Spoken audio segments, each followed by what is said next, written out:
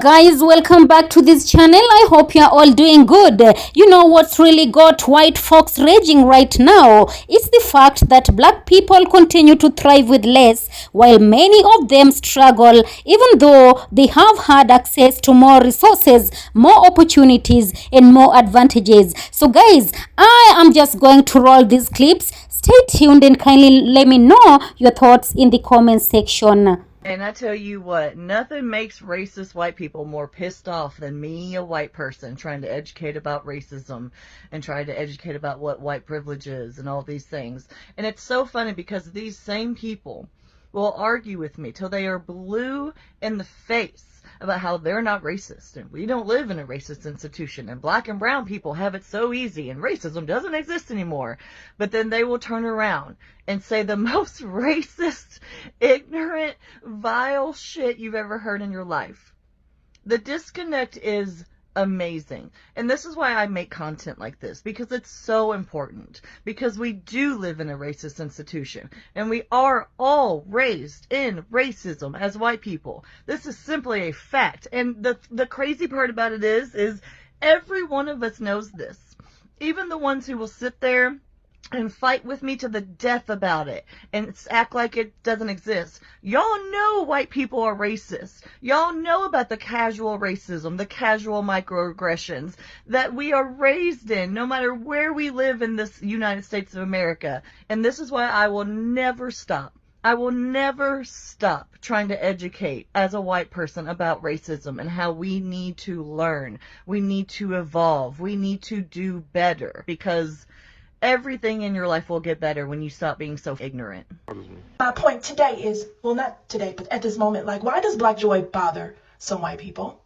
And some other groups, but majority is white people. And not all of you, you know what I'm talking about.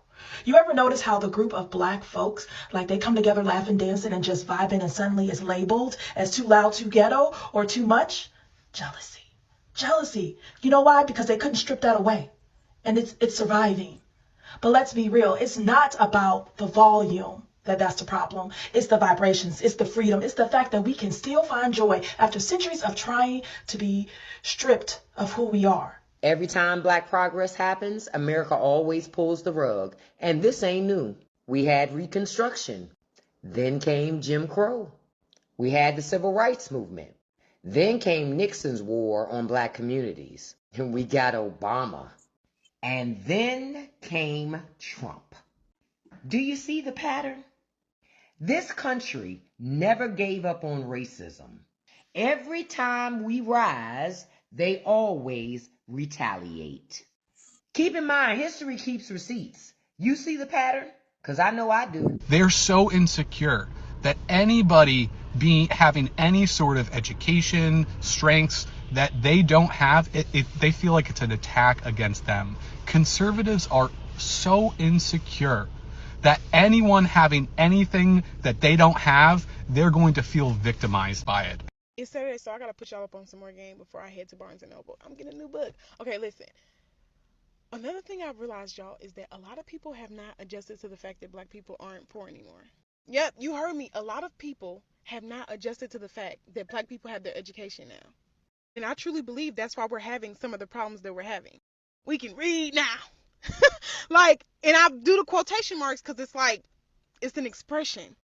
That's why we're having so many issues, y'all. They haven't caught up to this. This is why when you're riding that certain car, right, or when you move in that neighborhood, people stopping you, asking you where you live. It's a new dawn. It's a new life. It's a new life for me. So y'all, when y'all are in certain spaces, carry that information with you into the world. That a lot of people still think black people are like super poor here. What did black people do to be hated so bad and so much? Like, I'm talking beyond slavery. Like, today still. We was just watching the Hurricane Katrina documentary on Hulu, and I'm like, bro, like, the folks literally lost everything, and then they came in treating them like they was criminals, and like, and then I was like, and then there was the one scene where they was saying how if they seen them, they was just shooting them, and the old white guy with the beard was like, Yeah, man, it was like open season and some. And then the dude was like, well, how many do y'all think y'all? Ah, it doesn't matter. Who really cares? I'm like, bro, like, we really done been through some stuff. And then I was telling my wife, I'm like, them same people in them documentaries, like, they still alive. It was only 20 years ago. Like, some of these people are still alive. We got no clue who they are, but that same energy, that same mindset, it still lives amongst us. And what bothers me the most is like everybody done always hated us, and then we help them out by hating ourselves. Like, we can't come together and work together. So we kind of, you know what I'm saying? It's just, I don't know, bro. It bothers. Soapbox. The reason that they're not comfortable with you making more money than them in financial domination is because that threatens the delusions in their mind of superiority that they've had for years. That narcissistic complex that says they shit don't stink.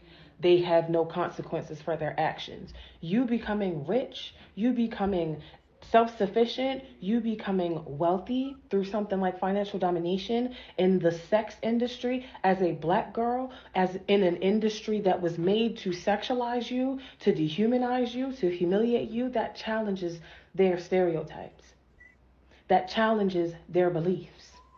So when you start doing it, they start to tear you down. They start to send people your way so that you're thrown off your path. They try to destiny swap with you. But baby, how you going to destiny swap with the chosen one? How you going to destiny swap with an indigenous person?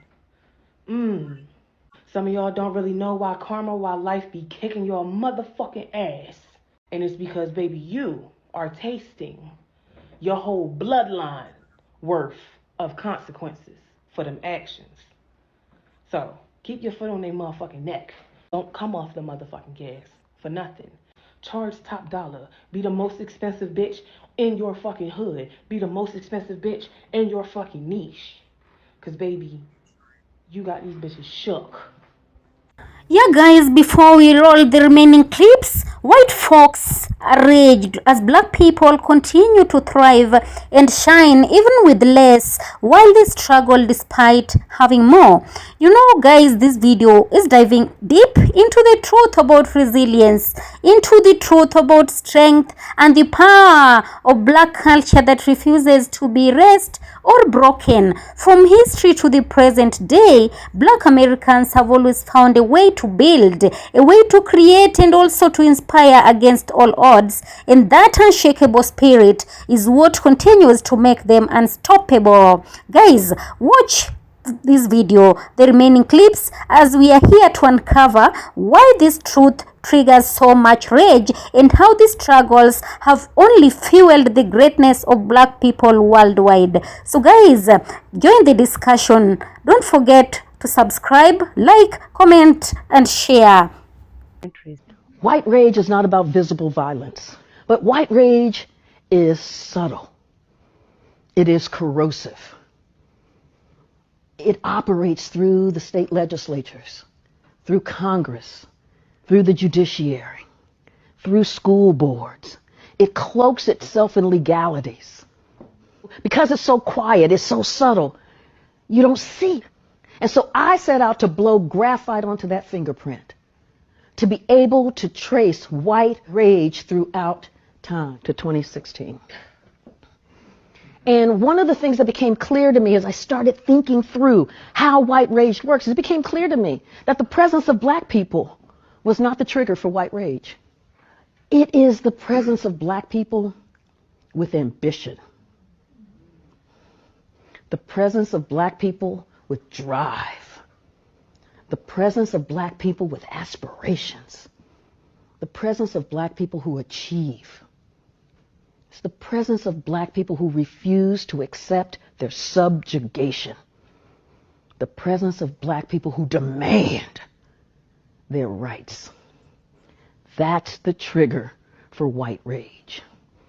And this society has therefore punished black resilience and black resolve. One thing I really hate about being a black creator on this app is that anytime I talk about my accomplishments, people, and I'm talking about white people here, they always want to undermine what I have to say, challenge my expertise as if I don't know what I'm talking about and I didn't get into Princeton and earn over $2 million in scholarships for a reason. Stop projecting your insecurities and your sense of inferiority onto me. I'm successful and I deserve everything that I have. I don't have what I have because I'm a black woman or because I'm a minority. If anything, it's been a lot harder to get to where I've gotten because of these parts of my identity. And it's super frustrating because regardless of all of the animosity that I get and the people undermining me, I'm still here to help and offer scholarships and offer resources, and people just want to sit here and try to tear me down regardless. Like, stop. I'm going to be successful and nothing that you say is going to take away from that. So just stop wasting your time. The goalpost is constantly moved once a black person is overachieving. One thing they're going to do is move the goalpost if a black person is exceeding expectations. Like, it literally happens all the time. It happens in the workplace. It happens in media and really music, from what I'm really thinking about, and awards, literally elections, the presidency, like achievements, period. It seems like the goalpost is always moved when black people are achieving or really succeeding. Like when they burned down Tulsa, quite literally. Black Wall Street, burnt that down, got rid of it because what? Black people were achieving, overachieving, and then goalposts were moved. Just like with taxes and, oh my God, literally basically the whole system in general. Every goalpost seems to be moved when a black person is exceeding expectations, when they are succeeding in a big way. And I've always noticed that, and it's crazy. Being black and upper class has in no way been a persecution for me. It has, however, been a front row seat to a kind of white rage that affects everyone, no matter what social, racial category you slot into in society. This rage flies under the radar, it's made invisible, it's been around for a long time, it runs on the same economic, political playbook that it has since the end of the Civil War, and it's hurting all of you. All of you. Unless you're Jeff Bezos, but that's not you. A very small example of this is a couple of years back, I was all dressed up with black and white cousins. We're all dressed up. There's a good group of us, maybe 12, and we're going to the symphony.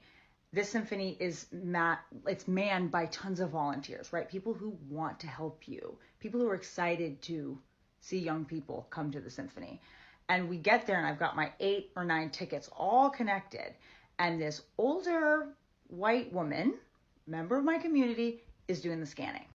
I can tell from the get-go, she doesn't really want to help me. She's peeved. And I'm thinking, why? I've got this huge group of people coming in. Like, this is a win for the local community symphony. So she scans all my tickets, right? 1, 2, 3, 4, 5, 6, 7, 8. She gets to the 8th or 9th one. I don't remember how many exactly we had. It doesn't beep. Now, mind you, I had to pick up these tickets at will call with an ID, with my name. And she knows this because she's a volunteer before I come to her.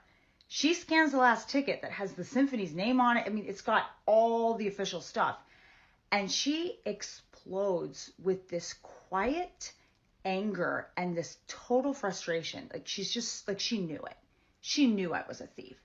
And she loudly, in front of everybody, accuses me basically of stealing a ticket and attaching it to the legitimate tickets, which is how you should do crime. Now, that's a ridiculous thing. We sorted it out. We found out that yes, while she was following the rules as to what to do if, I guess, a thief comes and attaches a fake ticket to a bunch of real tickets, she did not know how to use her scanner properly. But instead of having customer service, instead of thinking about how one should approach this, she responded with the anger that was already inside of her. She'd already assumed and knew that this kind of place was not for people like us. And she didn't want to have to let us in. And if she could get us out on a technicality, on a quiet rule, and she threw up her hands, I can't help you, I can't do anything, she would. That is a very tiny, low stakes example of the work Carol Anderson, as a historian, has done in looking at the documented and demonstrated examples of rulemaking and code making that certain people in higher classes have used to quietly make sure that lower class whites and Black people with wealth cannot get ahead. When Carol Anderson decided to write White Rage, it had come after she had been asked for the Washington Post to write an op-ed in the wake of August 2014 when the Black Lives Matter riots were exploding. Her critique was that we were looking at Black rage. We were looking at physical anger, destruction of property, all those different things.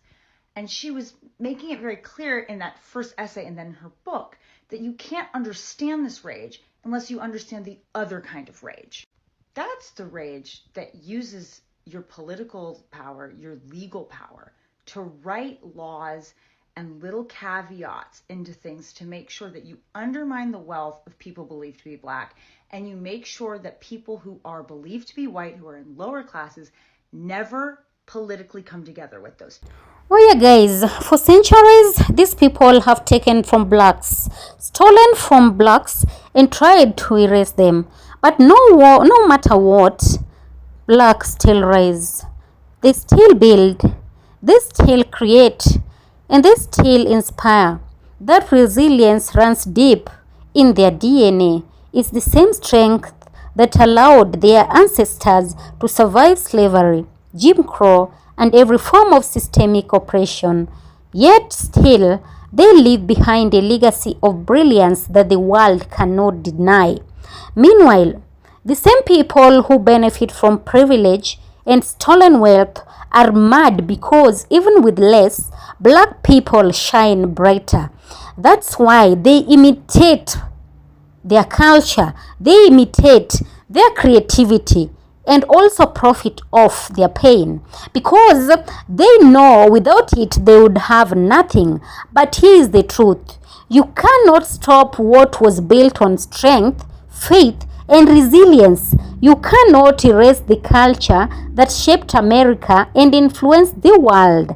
Black Americans have proven time and time again that no matter what obstacles are thrown their way, they will find a way to win. So let them rage, because at the end of the day, their rage only exposes their weakness, while Black striving power, as in the Black striving, proves their power. So Black excellence is not just a slogan, it's a reality, and no amount of hate or envy can take that away. Yeah. So guys, that is it for today. Of course, all credit belongs to the original creators of this video. And this video is meant for educational purposes, commentary purposes as well, and also entertainment purposes. So thank you so much for watching. Kindly give this video a thumbs up, subscribe to get more videos like this, comment and share this video to reach more audience. Thank you so much and have a nice time.